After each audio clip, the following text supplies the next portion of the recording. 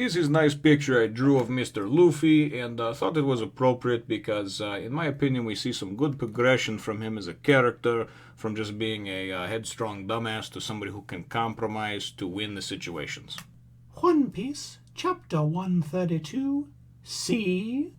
What the hell? Well, hello, my brothers and sisters of the Nerd Nation. I, as always, am Jim, here to bring you another review on the epic and tantalizing tale of One Piece. Our last chapter saw us with almost like kind of a one-off where we met Warpole of Tin, the gentleman there that had the pirate captain that had the power of the Munch Munch fruit. He proceeded to start to eat part of the Going Merry. Luffy proceeded to pretty much fire him into outer space, or at least what it looked like. And we presumed that when the chapter ended that they were going to be on their way again. He did have a pretty cool ship, though, which is mentioned at the beginning of this chapter. So that was how the chapter ended. That's where we begin over here, and they're kind of talking amongst themselves about, about this. I've never heard of this Warpole the Tin, and and Sanji says, "Don't worry about him, just forget about him." And then they go and they do show a little bit of a.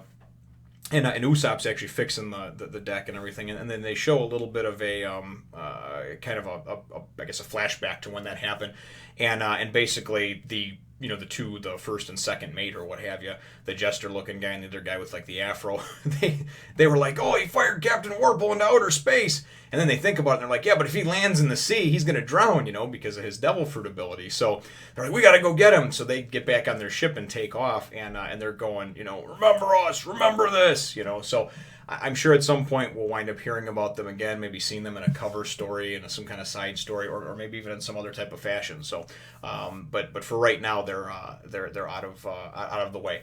But it is mentioned about how cool their ship was, because it was pretty neat to have this submersible ship that was a submarine and then could turn into essentially transform into a ship. So very, very cool stuff. We do get a little bit of talk as far as it's very cold. They cannot go any further. They have to drop anchor for the night because Nami is so sick now that she's not even conscious to help them navigate.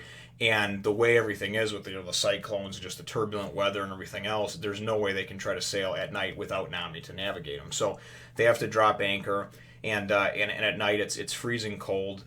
They make mention of it though the next day when they start to set sail about how it's so cold. But they say it's consistently cold. Whereas prior to that, they had a lot of adverse weather, but it was all over the place: hot, cold, rainy, snowy, whatever. And then Vivi says, yeah, keep an eye, because Sanji's up in the up in the lookout, the crow's nest, and she's like, keep a lookout for land. That must mean that we're close to a winter island. And they're like, Winter Island? And this is where we get a little more insight into the whole deal of the Grand Line. The Grand Line essentially has 4 different types of islands. It's got spring, summer, autumn, or fall, whatever you want to call it, and winter.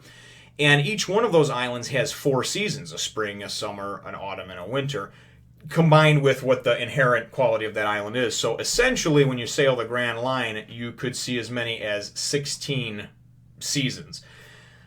I found it a little bit weird, and I had to read it again, to quite understand it. But then once I read it again, I understood the different combinations of such, because it's almost like you're getting 2 versions of it based on the island's inherent traits if it's a winter island, and then when you're experiencing summer on the winter island and right on down the line. So it's kind of neat. It lets us know a little bit about things. Lets us know a little bit about the world, of course, which is very important. We do wind up then seeing Sanji go and he sights some land. He says, "Oh, you were right. There's an island," and we see off in the distance this appears to be Drum Island, or the Drum Kingdom, as the everything appears to look like the tops of drums. And it's certainly it's a winter island.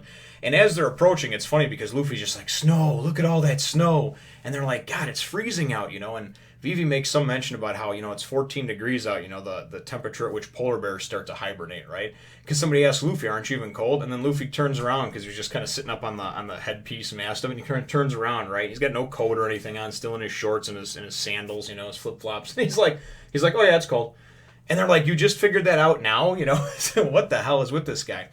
So this is also a cool chapter because it's one of the chapters where we see Luffy go and compromise for the better of his crew. And what happens is they see the island, they start to go and sail up a little bit of an inlet to get in and find a place where they think they can dock, and then of course go and they're figuring out who's going to go on the island. Usopp of course doesn't want to. Sanji and Zoro, of course, the guys with the big balls, they're okay, we'll go. But before they can even do that and disembark, they're in this inlet, and there's two, raised, I guess, like cliff sides on either side of them, embankments you would call them. And all of a sudden we hear, hold it right there, don't move another muscle. And they're surrounded, where they're on both sides, there are several dozen people with guns. You're not going to set foot on this kingdom, blah, blah. And they're trying to explain. Luffy's like, no, we just need a doctor. We've got somebody sick here. And they're like, we're not going to fall for your pirate tricks, right? And then Sanji goes and he's like, gee, he makes some smart-ass comment. They actually go and fire on him. I mean, they didn't even move or make an act of war at all, or even really say anything that could be considered an act of war. And they fired on him, And Sanji's like, whoa, whoa. So, and then, Sanji's going to go, and he's pissed, he's going to attack, Sanji's going to attack. Vivi grabs Sanji and says, no, don't, right? And as she goes to grab him, she gets shot, she gets winged, and goes down, there's a little bit of blood coming out of her. And now he's pissed, he's going to fucking kill everybody, because that's just how Luffy is. And this is where we see some of his character progression, as opposed to just being a complete idiot and just doing whatever he wants, however he wants.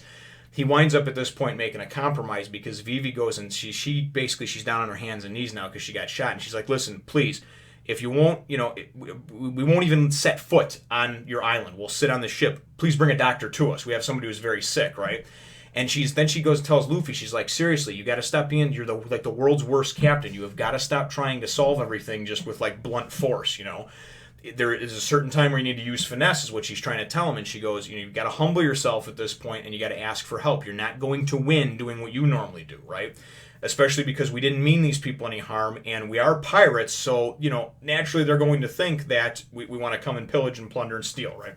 So it's kind of cool because in a profound thing, you go and you see Luffy go, you're right, I'm sorry. And he gets down on his knees and basically kind of like, hey, we give up. And he just sort of said, like, I beg of your forgiveness type thing. But anyway, he's just, I don't even know if it's so much that it is just him basically showing the respect to Vivi and saying, you know what, you're right, there is another way to solve this.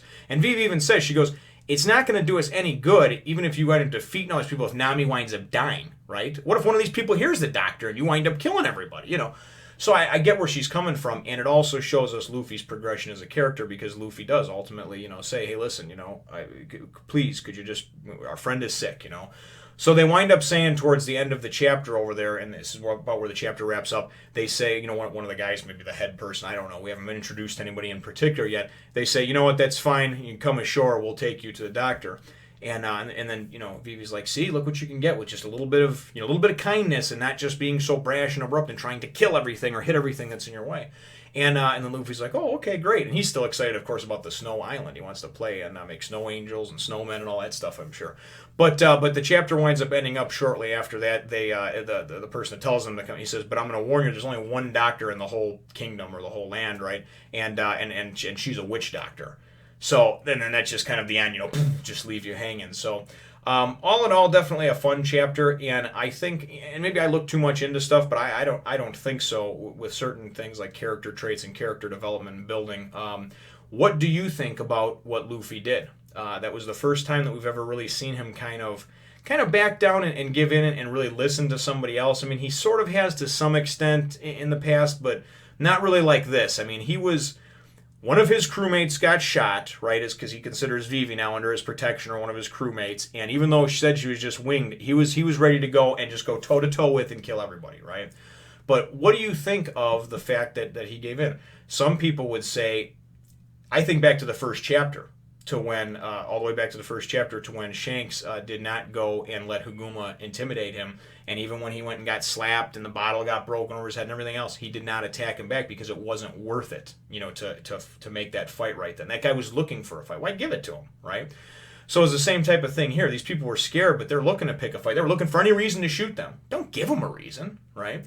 But I know there's others who would say, well, no, that's giving in, and that's being a pussy, and that's being this, and that's being that. So let me know, brothers and sisters, in the comments down below, what you think about what Luffy did. You know, do you think that it was a good character progression and showing his maturity as a character, or do you think it was him kind of bitching out and giving in, or whatever else you might think of? So feel free to hit the thumbs up, the like button if you should think that I deserve it, and subscribe if you haven't done so already. We will look forward to catching you in the next one, nation. Look at those eyes. She is looking at you saying, come on, subscribe. Join the Nerd Nation. Join it. Join us. Do it. You will not regret it.